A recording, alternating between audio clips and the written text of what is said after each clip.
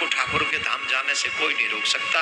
ये 1 खरब आपके ठाकुर जी के धाम जाने का सीढ़ी बन जाएगा, यही 1 खरब।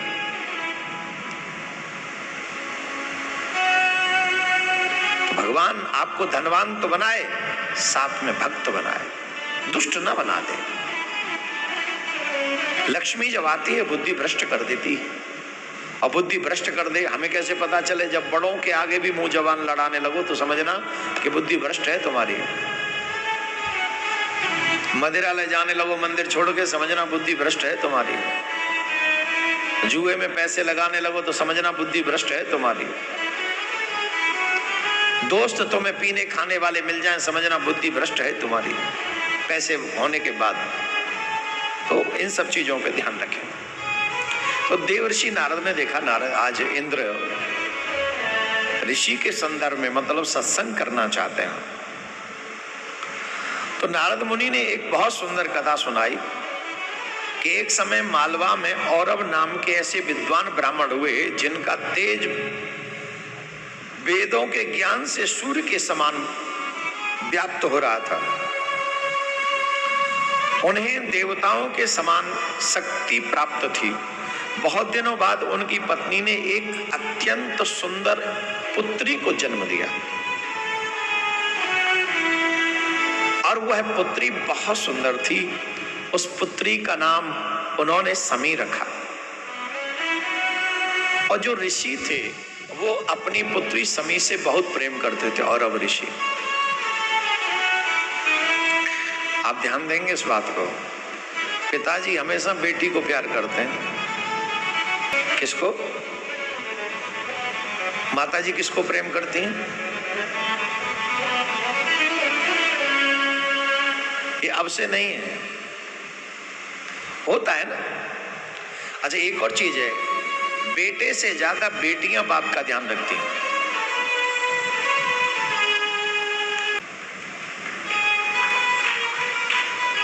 बेटे इतने अच्छे हैं और बात छोड़ी, वो अपना भी ध्यान नहीं रखते।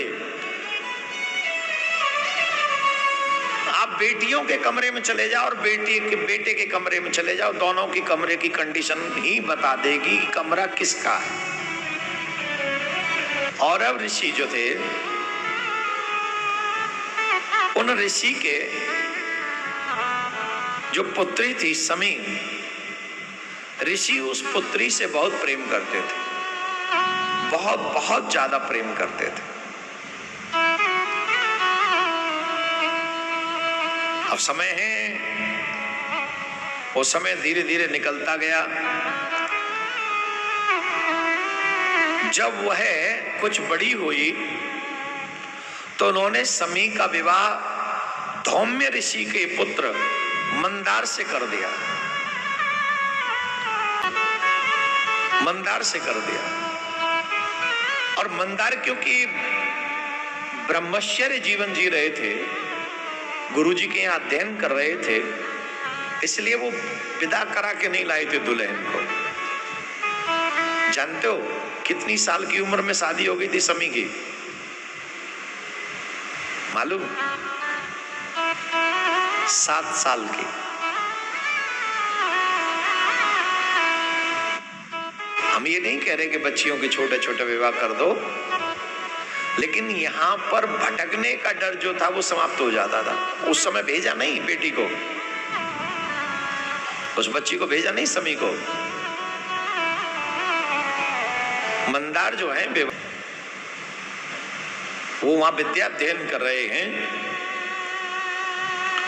मंदार सौनक ऋषि के यहाँ पर विद्या अध्ययन कर रहे थे। और जब विद्या पूर्ण हो गई, मैं फिर कह रहा हूं, बच्चों का सही समय पे विवाह करो। सही समय पे ब्याह हो जाएंगे तो घर नहीं टूटेंगे। अब प्रश्न ये होता है कि अभी पैरों पे खड़े हो जाएं तब विवाह करेंगे। कई लोग बच्चे तो ये कहते हैं हमें विवाह की आवश्यकता नहीं। जब अच्छा, बच्चों को विवाह की आवश्यकता तो नहीं लगती, लेकिन पार्टनर की तो आवश्यकता लगती है। फिर बॉयफ्रेंड गर्लफ्रेंड क्यों है आपके? जब आपको लगता है कि हमें आवश्यकता ही नहीं है शादी, वो किस एज से बनाना प्रारंभ कर देते हैं, पता लगाइए जाइए।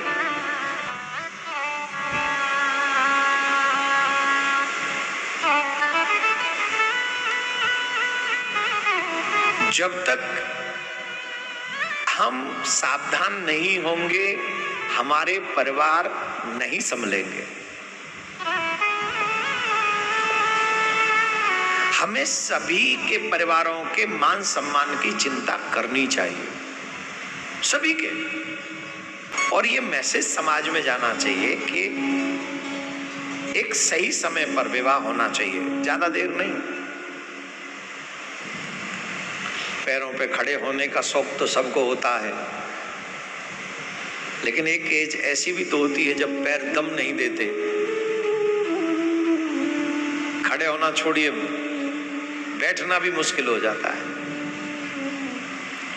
और आजकल तो जवानी आती नहीं, बचपन आता है, बुढ़ापा आता है, जवानी तो बीच में से गायब है।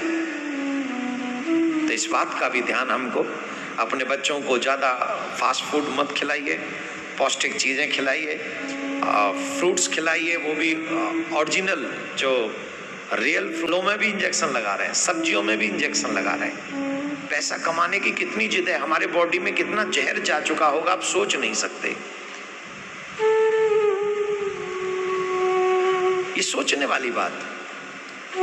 तो मंदार की एजुकेशन कंप्लीट हुई, विद्या पूरी हुई, तब तक वो वयस्क हो चुका था। जब वो वयस्क हुआ तो अपने गुरु के यहां से ही अपनी पत्नी को लिवाने के लिए चला गया। तो वो अपनी पत्नी को लिवाने के लिए चला गया। तो जब वो अपनी पत्नी को लिवाने के लिए गया तो समी के घर वालों ने उसका बड़ा स्वागत किया कि हमारे दामाद जी आए हैं। सब स्वागत हुआ, भोजन इत्यादि हुआ, 1-2 दिन निवास हुआ और फिर कहा कि मैं इसे विदा कराने के लिए आया हूं। तो ठीक है, तुम विदा कराने आए हो तो चलो लेके जाओ। तो वो वापस उन्हें विदा कराकर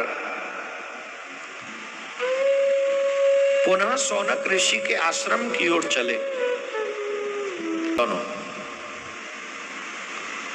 मंदार समी जब दोनों वापस आ रहे थे तो उन्हें मार्ग में भृशुंडी जी का आश्रम पड़ा। एक ऋषि थे, गणेश जी के परम भक्त थे भृशुंडी जी, परम संत थे।